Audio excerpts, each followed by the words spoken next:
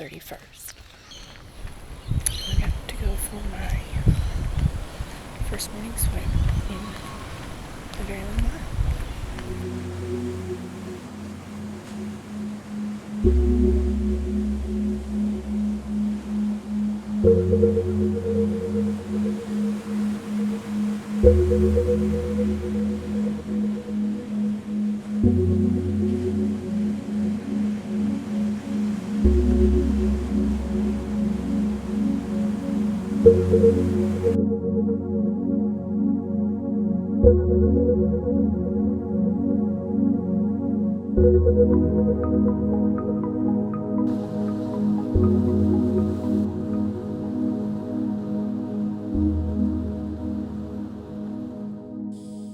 Hi, vlog.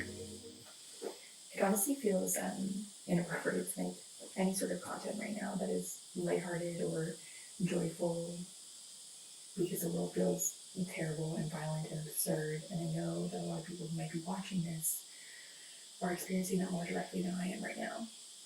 And as someone who has experience of abuse and coercive control, one of the most painful moments within that is when I had people that I trusted or sought safety or peace in chose neutrality or reframing or even silence. And I think there's a really specific abandonment in that. And I never want to be that person for anybody, because I think that everybody deserves to feel seen and heard and supported and physically and emotionally safe. I feel that in particular because the latter of those things I didn't feel in a lot of areas in my life for a really long time. Not in the same way as someone who fears for their life does, of course, but in a really personal way. I accessed a whole new level of despair over the last year and a half or so. And I'm framing this within the context of what's happening right now, not to conflate the two, because I feel at their core, these things are abuses of power and control, largely enacted by men, overwhelmingly upheld by white men in positions of power. So I want to be clear that I'm not flattening these experiences or suggesting that they're the same, because they are not. I just believe that they operate through a lot of the same mechanisms. So if you don't think that silence around these things and tolerance in big and little ways is the reason that things like this continue to happen, you're kidding yourself. And I think men's silence in particular, as we know, around the dehumanization and the objectification of women, and also women who ignore that silence and participate in themselves, is exactly why abuse against women, children, and minorities continues to happen. The constructs of racism and misogyny and pedophilia, as we're learning, are deeply entangled. And neutrality around those things, at the very, very least, is incredibly harmful. But I think the continuum of dehumanization is so embedded in culture, and particularly in American history, and has been allowed to fester for years and years and years. And beneath all of it is the question of what level of suffering and mistreatment and pain is acceptable for certain people and not others, and whether or not we treat them as people at all. My dad's family is mixed race, and something that I think about often is what and who had to be erased in order for me to have access to the level of privilege and protection from that form of oppression entirely that I have. And just because of the way that I look. Which is funny, because the person that I look most like, I think, is my dad. If you zoom out far enough, or not far at all, honestly, the difference between who's protected and who isn't feels incredibly arbitrary. It's really just chance that we're not each other. And some of you may know already that my dad died in July of 2024. I can't say last year anymore, which is funny because it still feels like last week most of the time. When he died, I felt like I got shot out of a cannon and everything spilled out. And when I went to pick it up and put it back, and I held it in my hand and turned it around on all sides, I realized how much of it had been misplaced. and that a lot of it didn't even belong to me at all. And through that, I came to realize that I allowed myself to serve as an absolute dumping ground for other people's internal chaos and anger and pain, and I would metabolize it and regurgitate it for them into something that I thought they might be able to manage, and if they still couldn't manage it or wouldn't manage it, then I would just keep carrying it. And it wasn't until I reached my absolute capacity with everybody's bullshit, including my own, that I realized its impact. And I don't think that you can unlearn those things without change on both sides. And in the absence of that space and time. And so I was having a real darkest night of the soul, mind, body, and soul. You know, I had a ruptured cyst in my jaw, which resulted in truly a year or more of wounds on my jaw and neck. My hair was falling out from stress. I looked like Coot Lovato. So on top of feeling physically like garbage and looking like garbage, genuinely so ill emotionally, I was worse I've ever been. And it just sort of like all piled on top of me at once in a way that made it really impossible to distinguish where it was even coming from. And like the body keeps the score, and I get that, but like, it's fucking great. But as a result of many, many months of complete dissociation, I've seemingly come out the other end, which I thought would look a lot like some sort of rebirth with some semblance of who I knew myself to be physically and mentally and emotionally and spiritually before. And instead, everything has felt unfamiliar on a cellular level. Like waking up from surgery and realizing that nothing is what I thought it was. And I was in somebody else's body with somebody else's life. And so now I'm finding myself in that sort of liminal space between what was and what is and what will be. And it's really, really uncomfortable. And I hate it. Because somewhere along the way I've had like lost sight of who I am and what I like and who I like and who I want to be and what I like to wear and what I like to do and what I like to eat. Yeah. So that's sort of the impetus for this, I guess, more than anything, is to encourage me to begin that process and get the ball rolling a little bit, because I've been pushing that ball uphill for a really, really long time. And because I tend to need some sort of external motivation or support or community and connection, or at least the possibility of those things. I think everyone does. So yeah, it'll be like The Sims. It'll be fun. So to wrap it up, I guess I'll sort of show you what I've been up to over the holidays up until now, which hasn't been much, which is sort of the point. But hopefully it connects with someone in some way. And if it does, let me know, because in times of utter isolation, the only thing that made it even remotely bearable for me, aside from my friends, was knowing that I wasn't alone in my experience and that somebody else had felt or was feeling something similar.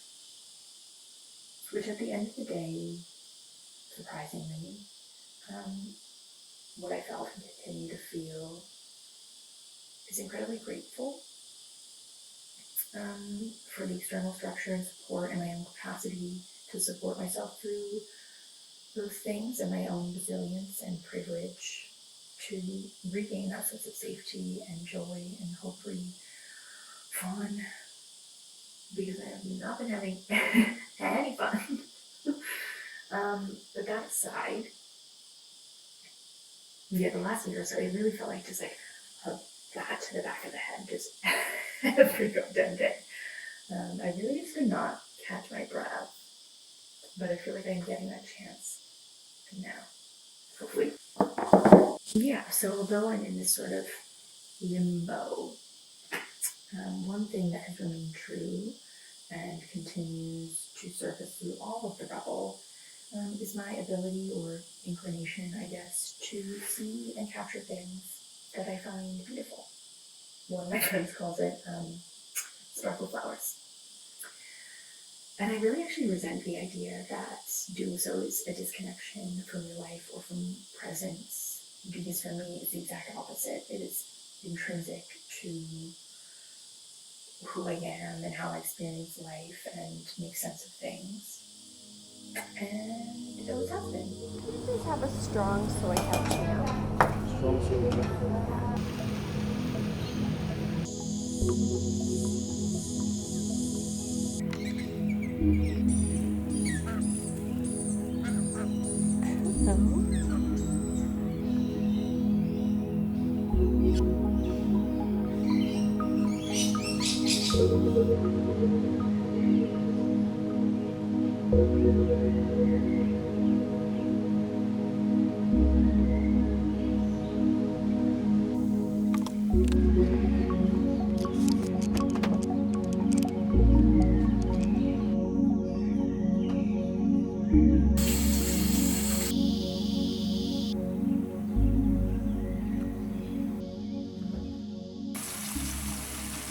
Just out of nowhere, a slug on my kitchen counter.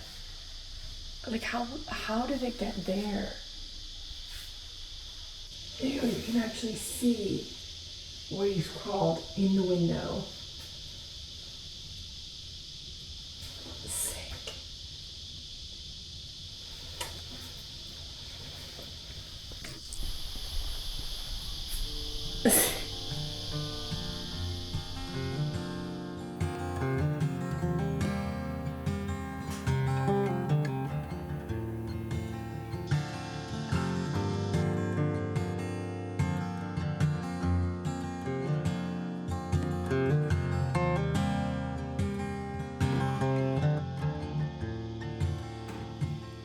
She's waiting for the hummingbirds to fly by,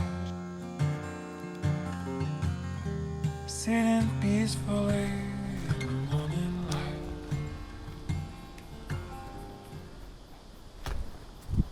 Hi, Cordo. Hi. How are you? Can you sit? Can you sit? You sweet boy.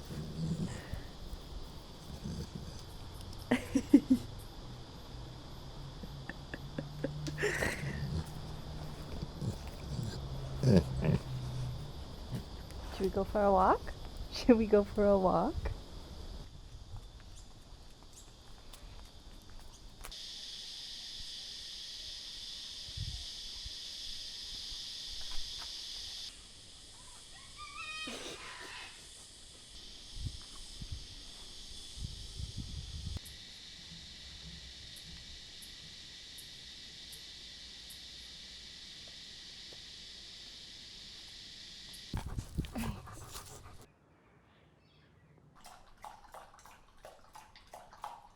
I'll see ya.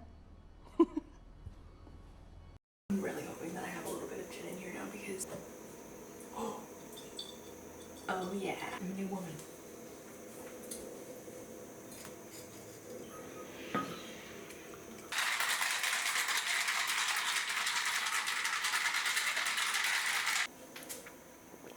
Cheers.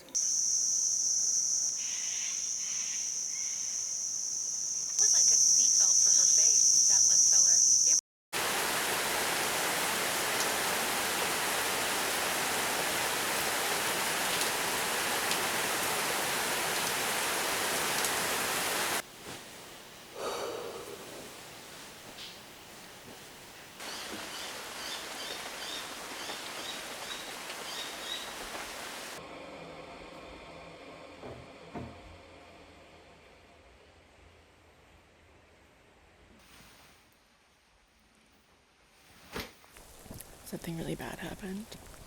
It's pouring rain and I've run out of coffee.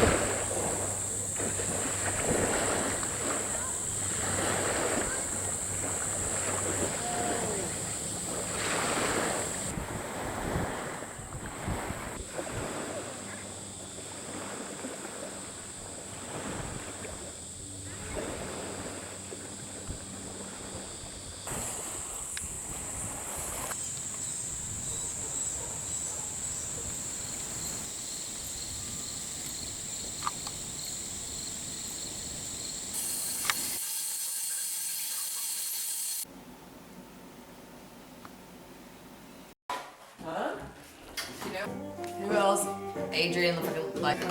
I said it first. You said the I said PDD PDD. and you were right on The money. Baba! The moolah baba! Ringing and he's still singing for this is nice Christmas. That's And every word that I say is true. Baby, my house is dark and my thoughts are full. You baby, you sweet. I don't need him. It's part of my happiness. Yeah, I have my friends. I have myself. I do good things. that's just how I feel. That's enough to get this dough. No way, open up your bucket headed house. No way, hit the streets, then we break the. Let's come on.